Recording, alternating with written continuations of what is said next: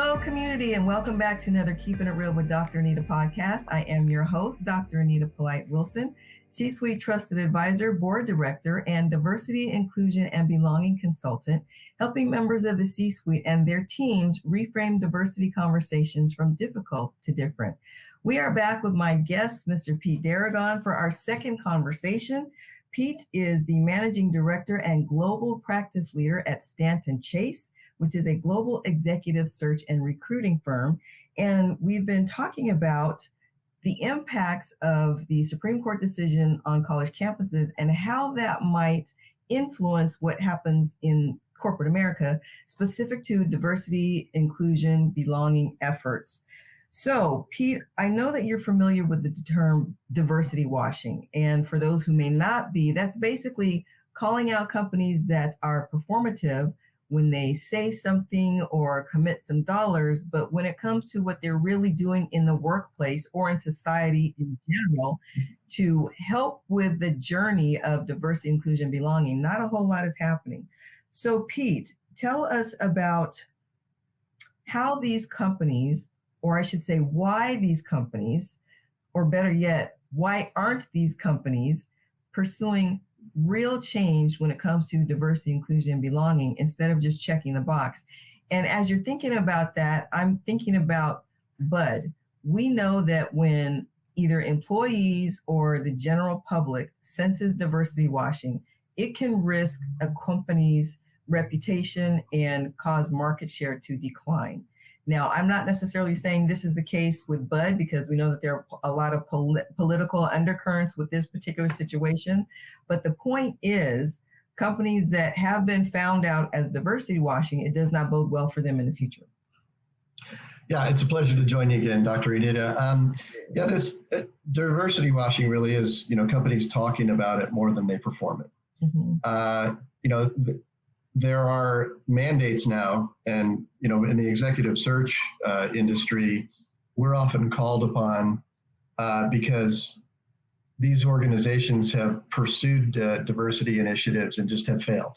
Mm-hmm. So, the NASDAQ has mandated a certain number of board members that be people of underrepresented groups, and in a general sense, your talent acquisition and HR departments have also been called upon to diversify their workforce. It's not HR's job to make a utopian workplace. I think I heard that from you. That's right. And I think that these organizations have to have real conversations, but they also have to create the infrastructure in their companies to become successful at it. So one of the things that I encourage, especially in a smaller organization, is to create a task force. Because if the conversation is consistent and people that are in decision-making and leadership team roles, they can't continue to show up at a task force and not have any success. I mean, there's got to be some level of performance, and that means increasing the diversity of an organization. One of the biggest challenges in diversity is how many people are these organizations talking to before they make a decision to hire? In our experience, and we do a lot of work in creating a diverse slate of candidates in every single search that we do. And what we found is that it may take a little bit longer, it may take talking to more people, but we are giving the advantage to these companies to hire a more diverse workforce. And we know that it creates more innovation, it creates more profit, it statistically stands up. And when companies see that, I think that they're much more liable to take a little bit more effort and a little bit more time to get a more innovative, diverse workforce. We've seen that a lot of private equity firms are being taken to task because of this big focus on moving fast and making profits and flipping companies. They aren't taking the time and the consideration to develop and cultivate diverse workforces. And like I said, they can gain too, because if it's proven to be profitable and successful, why not go in that direction? You talked about the trend in companies that aren't taking us seriously? Give us an idea of what trends you see. Well, I don't know. I think if the pressure is off, people don't make change. Yeah. When the pressure's on, they do, and it becomes it evolves as perhaps a situation where you're jealous of a company that's more successful because they're more diverse and innovative. So when it comes, I think the conversation has to be real. The conversation has to be frequent, and in companies that are being called out for lacking diversity, they're going to be embarrassed. If they're public companies, they're already having mandates that are part of law, or there are penalties, within the stock exchange. But I still think that there are organizations that are taking a pass that are maybe private companies, and they just don't care. So one of the things that companies that are failing at this and or are not innovating is that they become less attractive places to work. So they'll suffer. So it is kind of the law of the jungle. If they're not innovating and not becoming more diverse, they're just not going to be as successful as their competitors. How else can we reframe that message, Pete? Because you're right, some companies just don't care. And we all know, and we've heard this from Mr. Michael C. Bush, the CEO of Great Place to Work for All. We all know that business is in business to make money. We get that. And when I'm hearing you say some businesses just don't care, I get that. Not everyone wants to do it because it's the right thing to do. I get that.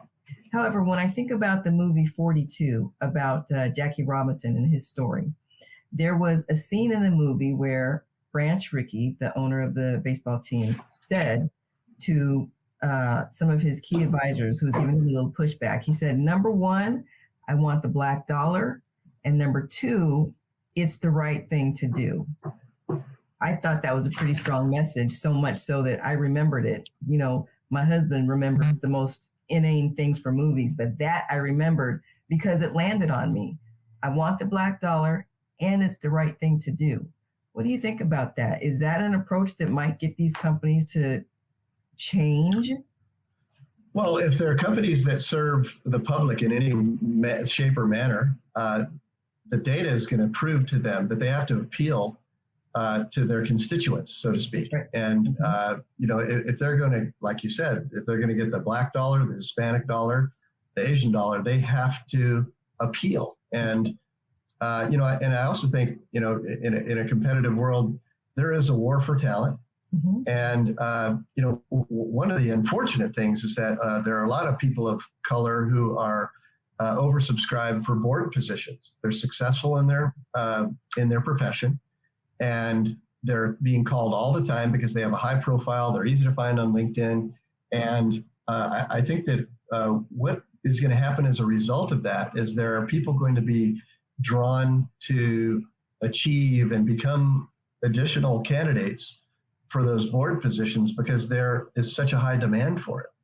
So, as far as the push-pull and the demand of corporate life, you're going to have people that are drawn to these roles because there are development organizations, NACD, the National Association of Corporate Directors, will certify people to become board members, and that's going to be a draw.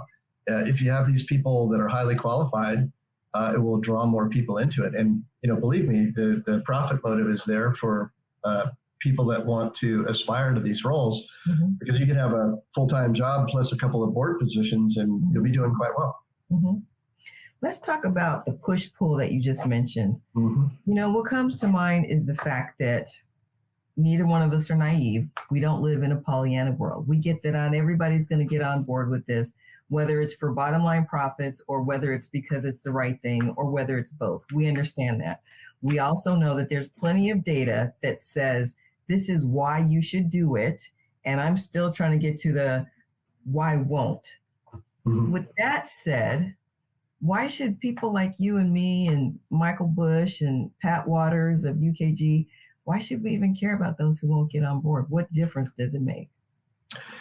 For me, it's situational awareness. I mean, when you kind of look at the world you're in and you want to make a change, I'm fortunate enough to actually be able to make some changes, and I can steer people in the right direction. I can identify wonderful opportunities for them.